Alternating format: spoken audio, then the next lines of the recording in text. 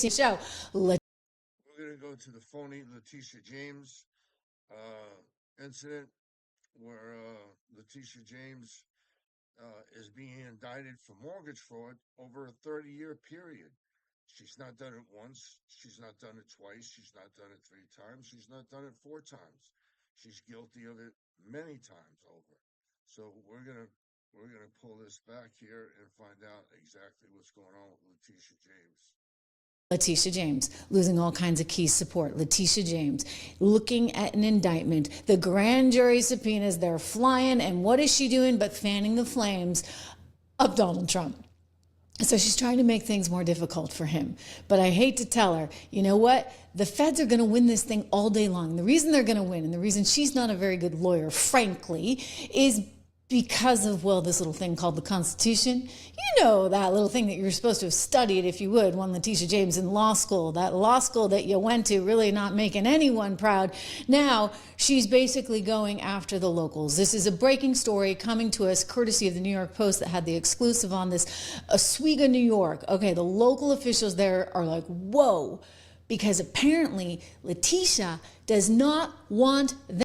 Yeah, I love the Tesla is finished. Elon has failed. That is what it comes at the expense of honest and hardworking people. Everyday Americans cannot lie to a bank and get a mortgage to buy a home. And if they did, our government would throw the book at them. There simply cannot be different rules for different people. Now, Donald Trump is finally facing accountability for his lying, cheating, and staggering fraud, she said, because no matter how big, rich, or powerful you think you are, no one is above the law, including you, Tishy baby, because guess what William Pulte has discovered on you? And this is no joke. FHA director saying we got mortgage fraud. Listen to his allegation. Recommended that the DOJ investigate New York Attorney General Letitia James over alleged mortgage fraud. The AG, Letitia James, has responded. We don't have the video, but here's the quote. "This investigation into me is nothing more than retribution. It's baseless. It has to do with the fact that on a power of attorney, I mistakenly indicated that I was a state of Virginia resident. And prior to that, I indicated to the mortgage broker that, in fact, in bold cap letters, that I am not a resident of Virginia and never will be. They just took the power of attorney, and they're using that as a basis for enforcement of their investigation." Bill, do you know why she said she was a resident of Virginia on the power of attorney, if, in fact, she wasn't? Well, I know that we are mortgage experts, and we only refer things that we think are mortgage fraud, and we stand 100% behind the letter. I'll let the letter speak for itself. I do know, and I have seen some reports from that subject, from that subject's criminal defense lawyer saying certain things. I'll leave it to the DOJ to correct various things. But again, when we see mortgage fraud, we are going to report it. When we see mortgage fraud, we are going to prosecute it within the confines of our duties. And in other words, we see mortgage fraud. In other words, if it looks like a duck, it walks like a duck, it talks like a duck, it's kind of a duck. Scott Cullen, thank you so much for your generosity. He says we're dealing with an unprecedented level of dumbness in this country. Yeah, you know, well, when you got people like Letitia James who somehow think they're going to go. Basically, the FAA loans insured by the federal government. She lied on an FAA loan application, especially about the primary residence or status of, which is a federal offense. FAA requires the property to the borrower for the primary residence within 60 days of closing. She also lied on her unit in Brooklyn, saying it was 4 bedrooms instead of 5 bedrooms, which gave her a different type of loan. She also lied, saying that her father was her husband on the loan. So there's several instances where she's lied. We'll get back to this lady for a minute. Scrambled with cheese, very light, not rubbery, very light scrambled. I'll monitor. Go after the former president of the United States, who was then running Disney's hiring practices, or is it about something else? Yeah, this is about the hiring practices and their employment practices. Look, broadcasters, and Disney owns one, ABC, they have an obligation under federal law. We have EEO rules at the FCC, which means you can't make hiring decisions based on protected characteristics, including gender and race. And the evidence we have so far indicates potentially that Disney and ABC were making employment decisions based on race and gender, including having effectively race-defined affinity groups within the company. We have evidence that they put quotas in place based on specific demographics.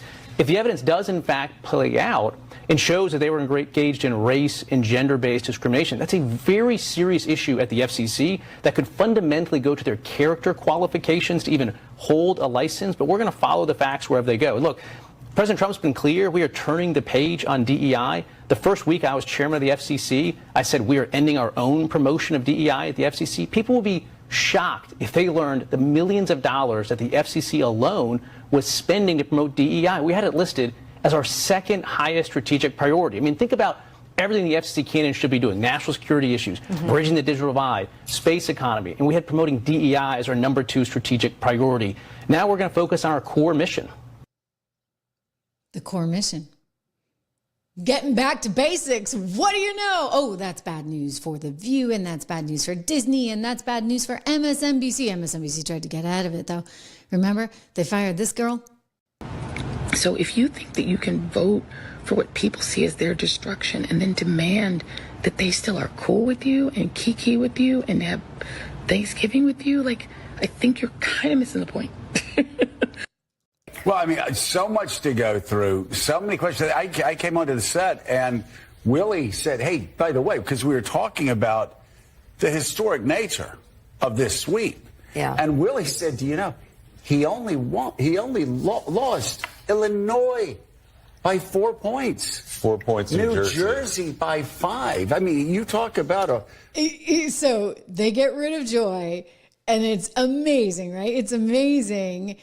I'm looking at Don's tweet here, his comment actually in our discussion. He's pointing out that Disney has lost so much money on streaming. It's true, right? Like, it's just a disaster. They got to try and figure it out. YouTube has that cornered. And, you know, Netflix is next in line. But anyway, look, they fired, what are we saying? Suspended. They fired that host, right? There on Disney. You've got MSNBC realizing that they better somehow shape up. Actually, I shouldn't say that. You know what? It's not the entire network. It's just some of the network. So you've got some realists over there, and these people are like survivors, okay? We're talking Joe and Mika in the morning. They are total survivors. So while the Joy Reids out there are like, don't go to Christmas with your family, don't do this, you have to shun people. Like, Joe gets the story. He's a former politician, for goodness sakes, right? I mean, he's out there again, like, just touting this whole victory. You saw him the next day. This is amazing. We haven't seen anything since Reagan, to the point where he and Mika go down to Mar-a-Lago right after the election, and they quote unquote, well, we'll let Rosie O'Donnell say it, kiss the ring. She's not happy about that. Not happy. Nor are the viewers, actually. But Joe and Mika, they know where their bread is buttered. They're not taking any chances, right? Rosie's not watching. She's over there in Ireland. Hold, please. So Mika and Joe went down to Mar-a-Lago to kiss the ring. It's the last time I ever watched Morning Joe. Period. End of statement. Unreal. Unreal. For months you were telling us he's the worst thing that could happen to this country and democracy. And then you go kiss his ring? Despicable. Despicable. Despicable you. Both of you.